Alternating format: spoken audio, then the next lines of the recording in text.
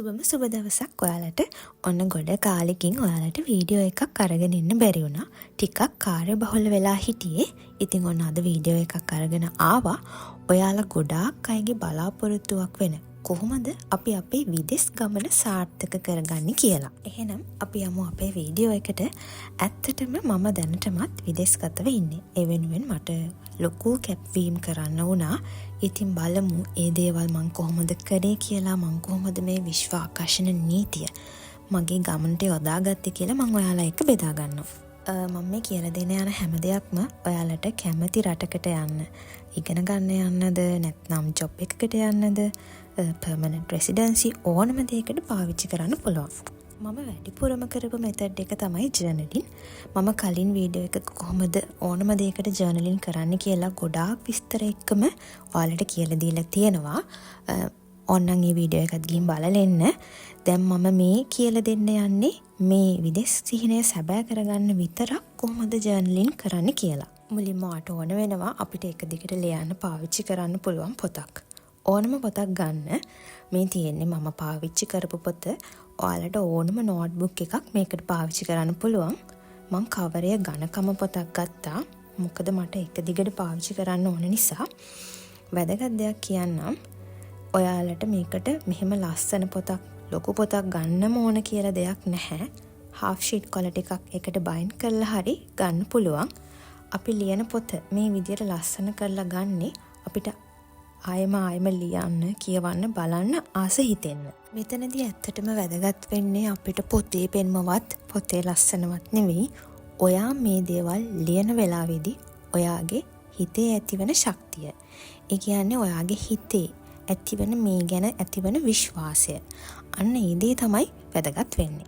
ඊළඟට මම මේ පොතේ මං ගෙවන්න කැමති ඒ විදෙස් රටේ මං ගෙවන ජීවිතය දැනටමත් වුණා වගේ ඒ ගැන ස්තුතිවන්ත වෙමින් ලියන්න ගත්තා.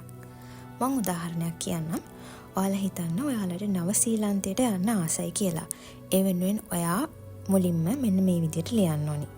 මම විශ්වයට ස්තුතිවන්ත වෙනවා මට නවසීලන්තයට එන්න පුළුවන් වුණ එක ගැන. මේ විදිහට ඔයාගේ කැමති රට දාලා, කවුරු එක්කද ඔයා යන්න කැමති, කවුරු එක්කද ඔයා යන්න සූදානම් වෙන්නේ කියලා දාලා ඒ දේවල් දැනටමත් උන විදියට ස්තුතිවන්ත වෙමින් ලියන්න ඕන.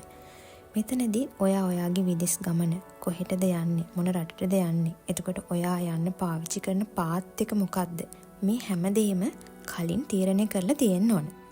උදාහරණයක් විදියට ස්ටුඩන්ට් වීසා වලින් නිව්සීලන්ත යන්න බලාපොරොත්තු වෙනවා කියලා හිතන්න. එතකොට ඔයා ඒ ප්‍රොසෙස් එක හොයාගන්න මුලින්ම. ඊට පස්සේ ඒ ප්‍රොසෙස් එකේ තියෙන දේවල් ස්ටෙප් බයි ස්ටෙප් වෙනම කොලයක ලියාගන්න. ඊට පස්සේ ඒ අවශ්‍ය කරන දේවල් ටික දැනටමත් වුණා කියලා ඔයා ඔයාගේ මේ ජර්නලින් බුක් එකේ ලියන්න. මුලින්ම ඔයා ඒජන්සි එකක් through යනවා නම් ඒජන්සි එකට මම මෙන්න මේ විදියට ගියා, මම කතා කරා, මට ගැලපෙන කෝස් එකක් හම්බුණා. ඒ විදියට ඒ දේවල් හම්බුන විදියට ඔයා ස්තුතිවන්ත වෙමින් ලියන්න ඕනේ. මෙතනදී ඔයා ඇප්ලයි කරන්න හිතන් ඉන්න යුනිවර්සිටි එකේ නම දාලා ඔයාට මේ විදිහට කැම්පස් එකකින් ඔෆර් එකක් ආවා. ඒ ගැන ඔයාට ගොඩාක් සතුටුයි. එතකොට ඔයා ඒ කෝස් එකේ ඔෆර් එක ආවම ඔයා ඒක ඔයාගේ ආදරණීයන් එක්ක ෂෙයා කරගන්න විදිය. එතකොට ඔයා ඒ කෝස් එකේ ඔයා කැමති එකට සිලෙක්ට් වුණා. ඒ වගේ ඒ දේවල් වලට ස්තුතිවන්ත වෙමින් ලියන්න. ඒ වගේම අමතක කරන්න එපා ඔයාට උදව් කරපු හැමෝටම ඔයා ස්තුතිවන්ත වෙන්න. ඔයාගේ පොතේ ඔයාට මේ කෙනාට ගොඩක් ස්තුතියි කියලා ඔයා ලියන්න. පුළුවන් නම් ඔයා ඒ කෙනාට කියන්න. මට මේ දේවල් කරන්න මේ විදිහට උදව් කරාට බොහොම ස්තුතියි කියලා. ඔයා ස්ටුඩන්ට් නෙවෙයි ජොබ් එකක් බලාපොරොත්තුෙන් ඉන්නවා නම් මේ විදිහට ලියන්න. ඔයාට මේ ඔයා බලාපොරොත්තු වෙන ජොබ් එකේ නම දාලා මට මෙන්න මේ ජොබ් එක ලැබුණා. ඒ ගැන මම ගොඩාක් ස්තුතිවන්ත වෙනවා. එතකොට ඔයාට ඒ ජොබ් එක හොයලා දෙන්න උදව් කරපු ඒ හැමෝටම ඔයා ස්තුතිවන්ත වෙන්න. එතකොට ඔයා විශ්වයට ස්තුතිවන්ත වෙන්න මට මෙහෙම ජොබ් එකක් ලැබුණට.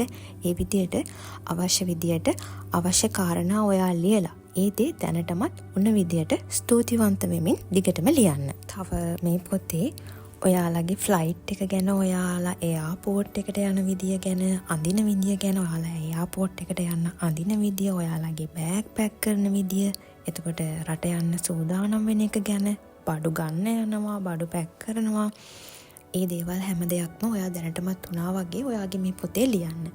ඒ ලියද්දී ඒ දේවල් වලට ස්තුතිවන්ත වෙමින්, ඒ කියන්නේ ඒ දේවල් මේ විදිහට වුණාට ස්තුතිවන්ත වෙමින් ලියන්න. එතකොට ඔයාලා එයාපෝට් එකට ගියාට පස්සේ ඔයාලා ෆොටෝ ගන්න විදිය මේ හැම දෙයක්ම ඔයා ලියන්න. ඒ වගේම අනිවාර්යෙන් මේ දේවල් ලියන ගමන් ඔයාලා මේ දේවල් විෂුවලයිස් කරන්න ඕන. ඔයාට ඒ හිතේ ඇතිවෙන සතුට ඔයා විඳින්න ඕන. ඒ විඳින ගමන් ඒ ගැන හිතෙන් හිතන ගමන් ලියන්න. විෂුවලයිස් ගැන මම ඔයාලට කලින් වීඩියෝස් ගොඩාක් කරගෙන ඉතින් ඒවයින් බලන්න පුළුවන්. මම කිටියෙන් කියනවා විෂුවලයිස් කරනවා කියන්නේ ඔයා මනසින් ඒ දේවල් ඇත්තටම වුණා වගේ දකිනවා. එතකොට ඔයාගේ මනසට සිග්නල් එකක් දෙනවා මේ දේ වුණාට පස්සේ ඔයාට සතුටු හිතෙන විදිය ඒ දේවල් ඔයා දැනටමත් වුණා වගේ විඳින්න ඕන. ඔයාලට මේ පේන විදියට මම මගේ පොතේ ස්ටිකර්ස් ඇලෙව්වා. එතකොට එක රූප ඇඳා, රූප ඇලෙව්වා, පින්තූර අලවලා මේ විදිහට ලස්සන කරගත්තා. එතකොට මට මේ පොත බලනකොට ඒ දේවල් මගේ මනසට ෆීල් වෙන්න තමයි මම මේ විදිහට කරගත්තේ. එතකොට ඔයා මේ පොතේ ලියන්න ඔයා ඒ රටේ ජීවත් වෙන විදිය, ජොබ් එකක් කරනවා නම් ඒ රටේ ජොබ් එක කරන විදිය, වාහනයක් ගන්න විදිය, එතකොට ඔයා එහෙ ගිහින් ඉන්න ගෙදර ගැන, අඳින විදිය, කන කෑම, මේ හැම දෙයක්ම පුළුවන් තරම් ලියන්න. වගේම ඔයාගේ මේ දේවල් වලට, ඔයාගේ වැඩවලට ඔයාට උදව් වෙන අයට ඔයා නිතරම ස්තුතිවන්ත වෙන්න. හිතින් හරි ස්තුතිවන්ත වෙන්න. ඔයාගේ පොතේ ඔයා ස්තුතිවන්ත වෙන්න. ඔයාට පුළුවන් යට මූණටම කියන ඔයාට ස්තුතියි මට මේ දේවල් වලට උදව් කරාට. ඒ විදියට ඔයාගේ ජීවිතේ ළඟා කරගන්න දේවල් වලට ඔයා ස්තුතිවන්ත වෙන්න. ඒ වගේම ඔයා මොකක් හරි ඔයාගේ ආගමක් අදහනවා නම් ඒ ආගමට අනුව ඔයා ධර්මානුකූලව ජීවත් වෙන්න. වෛරයක් හිතේ තියාගන්න එපා කාත් එක්කවත්.